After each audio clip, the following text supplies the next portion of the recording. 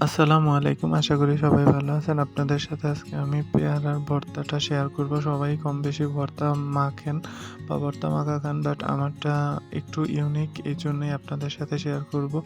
এইভাবে একবার হলেও করে খাবেন, দেখবেন এটার টেস্ট কিরকম বেড়ে যায়। আর যারা পেয়ারা বিক্রি করে তারা যেরকম চাটনির মতো মেখে দেয়, ওইটা খেলে পর আপনার অনেক টেস্ট হয়। বাসায় করলে অতটা টেস্ট হয় না। সেটাই আপনাদের সাথে শেয়ার করতেছি।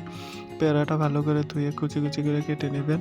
এরপরে একটা বাটিতে অল্প করে পানি নিয়ে তার মধ্যে তেঁতুল মিশিয়ে এবং চিনি দিয়ে ভিজিয়ে রাখবেন। যে যেরকম টক খেতে চান ঐরকম। আর তেঁতুলটা ভিজিয়ে রাখার পরে এখানে বিট নুন, মরিচের গুঁড়া এবং লবণ দিয়ে সুন্দর করে মেখে নিবেন। আর এই তেঁতুলটা একটু অনেকক্ষণ আগেই ভিজিয়ে রাখবেন, যাতে করে তেঁতুলের যে শুকনার পরে যে শক্ত ভাবটা থাকে এটা একদম গলে যায়। আর এখানে আমি দিলাম আমের আচার, জলপাইয়ের আচার। এই আচারগুলো দিলে কিন্তু এত পরিমাণ টেস্ট বেড়ে যাবে, আপনি পেঁপের ভর্তা মানে আলাদাই একটা টেস্ট পাবেন।